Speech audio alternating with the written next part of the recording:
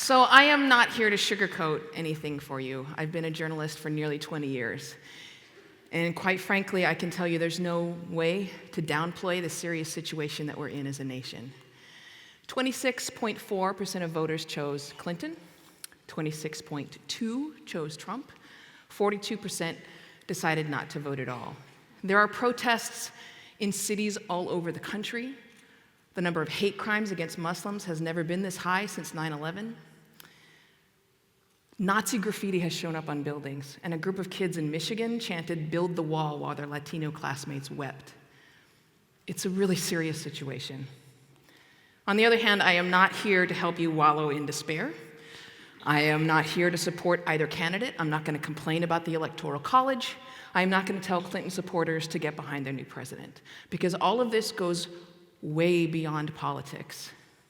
I would really like to show us the way to hope, and I'd like to show us the way forward. But to do that, we have to understand how we got here. If you're feeling pretty good about your own choices, maybe deploring the behavior of other people, you're maybe blaming all of this on the other side, whatever side that is, you might have missed the point. We hate each other because we don't know each other. We don't see each other as worthy of respect. We view people who disagree with us not as human beings, but as enemies. And we have separated ourselves into tribes. And now we are warring tribes. 75% of white Americans have no non-white friends. 65% of African Americans have an all-black social network. Our schools are as segregated now as they were during the days of Jim Crow. Half of us say that most of our friends share our political views, and 1 in 5 would be unhappy if someone from the other political party married into our family. Social media allows us to customize our society. We can tailor what we read and what we hear according to what we want to hear. We can ignore evidence that refutes our beliefs, and we unfriend people both online and in real life.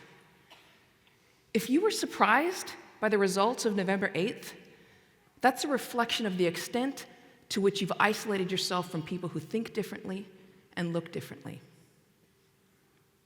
Randall Stevenson, CEO of AT&T, said something very important when he was speaking to his employee support groups earlier this year. He said, quote, "Our communities are being destroyed by racial tensions, and we're too polite to talk about it. I'm not asking you to be tolerant of each other. Tolerance is for cowards. Being tolerant asks nothing of you but be quiet and to make no waves holding tightly to your views and judgments. Do not be tolerant of each other. Work hard, move into uncomfortable territory, and understand each other." One of the most telling things that I've heard since this election came from a friend of mine who said, "You know what? I'd love to talk to somebody from the other side, but I don't know anybody who voted for someone else." Tolerance asks only that you put up with somebody else's existence. Stevenson is asking for understanding, and that requires interaction. You know, of all the statistics and studies that I've read, and I've read a lot, the one that scares me the most, empathy has declined by 40% in recent years. That comes out of research from the University of Michigan. We are in the midst of what one psychologist called a narcissism epidemic. And you know, empathy is really different from sympathy. Sympathy is when you say to someone, "I feel for you." Empathy is when you say to them, "I feel with you." Empathy is the basis of our moral code. Do unto others as you'd have them do unto you. It's the golden rule. And it appears in dozens of religions and spiritual practices from all over the world. In Islam, it is, "None of you truly believes until he wishes for his brother what he wishes for himself." In Hinduism, it is, "This is the sum of duty. Do not do to someone else what would cause pain if done to you." And in the tradition of the Pima, a Native American people, "Do not wrong or hurt your neighbor, because it is not he who you wrong, it is yourself." Scientists have found a number of ways for us to increase empathy. You can read a novel, you can play in a band, you can sing in a choir, You can volunteer your time to help other people. But you know what one of the most effective ways to boost your empathy is? It's to talk to strangers. Well, listen to strangers. Learn about what their lives are like, how they get over life's obstacles, what they love, and what they fear. We can talk to people who fundamentally disagree with us, and we can do it without arguing. I'm a mixed-race woman. I've had good conversations with members of the Sons of Confederate Veterans. They educated me. The guys I talked to were not racists, but they were trying to reclaim a racist symbol. And they enlightened me. I'm better for that conversation. When you go into exchanges like that, you have to ask yourself, what am I afraid of? But you also have to ask, what are they afraid of? I'm not telling you to subject yourself to abuse and harassment, of course not. But hearing an opposing opinion is not inherently abusive. It may be uncomfortable, but it's really the only way that we grow and evolve. To paraphrase Larry King, you will learn nothing from what you say today. You can only learn by listening to other people. I don't think it was the economy or the Russians or WikiLeaks or the media or Hillary or Donald that led us to this point. The divisions were planted and started a very long time ago, and now we are deeply entrenched. There are protests in the streets. A man was beaten because he voted for Trump. A group of school kids linked arms and tried to prevent their minority classmates from reaching their classrooms. Are you ready to talk yet? Are you ready to have someone say that they support mass deportation without calling them a fascist? Are you ready to let someone explain why they think building the wall is crazy without calling them a libtard? We see videos of kids screaming insults at each other and we think, where did they learn that? From us.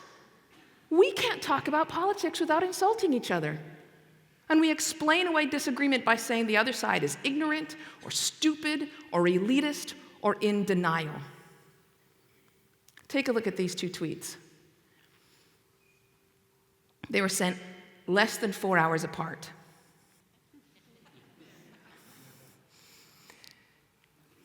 I'm going to give you a moment to read that.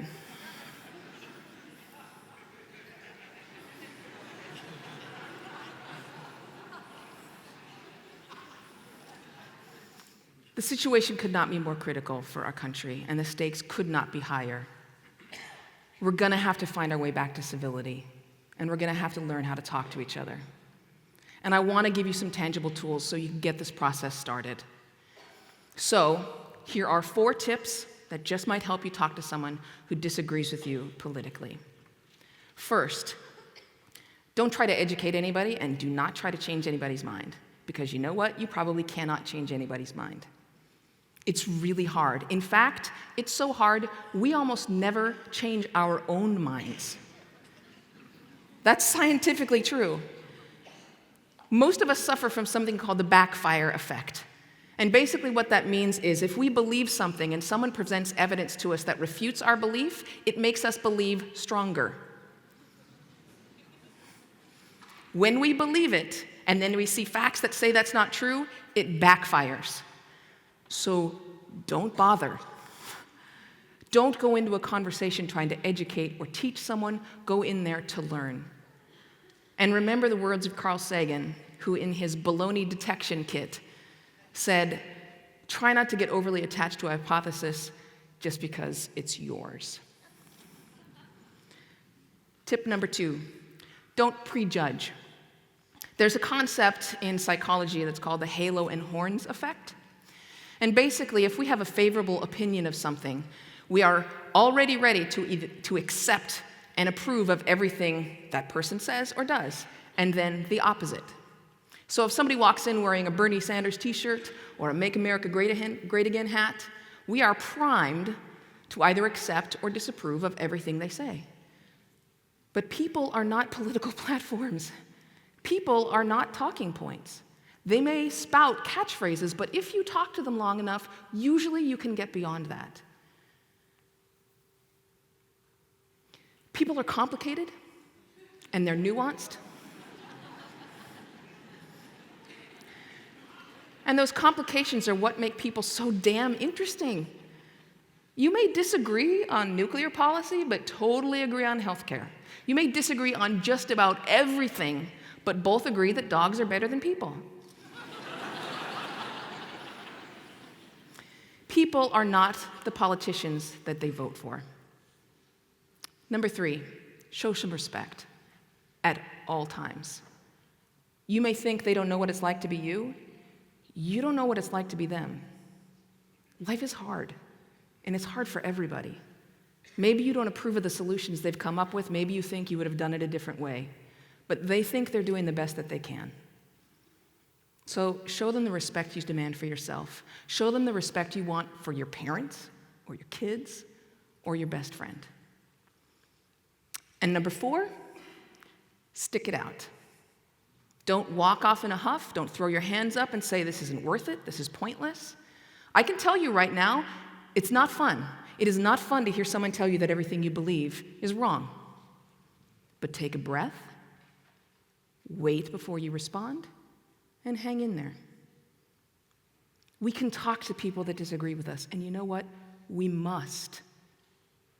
I know you're going to hear things that you don't want to hear, but grit your teeth and ask some questions. Why do you think that?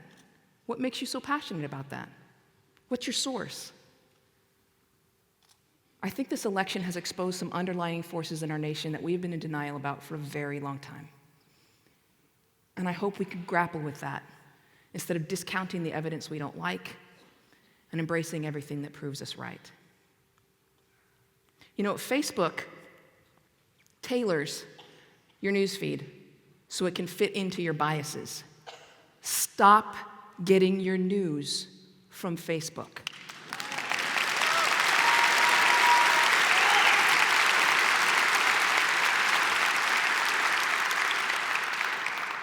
Check out the Center for Public Integrity. Check out the Center for Investigative Reporting. Check out ProPublica. Subscribe to the American Conservative. There's great reporting in there. And before you post anything, anywhere, check it on Snopes.com or PolitiFact. Take some responsibility for the information on which you base your opinions. I really hope that we can finally begin to have the tough conversations that we've avoided for a very long time, so that we can move forward as one nation, understanding we really are all in this together. History teaches us that when we hurt one group, eventually we all suffer. But you know what else history teaches us? Elections don't settle arguments. They don't prove anybody right, and they don't prove anybody wrong. And we're going to have to do it ourselves, because I'll tell you what, one thing is that most of us agree on? Washington, D.C. is not going to solve our problems.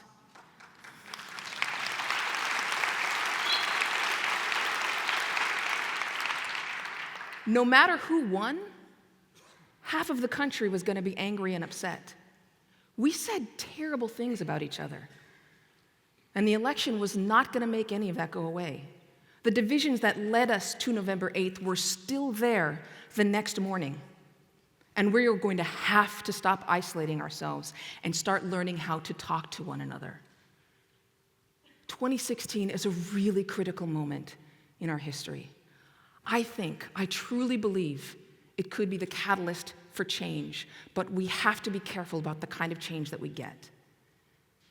If we continue to barricade ourselves behind walls, gathering our like-minded tribe around us and lobbing rocks at everybody else, the change will be toward further divisions, increased anger, and a breakdown of our social systems.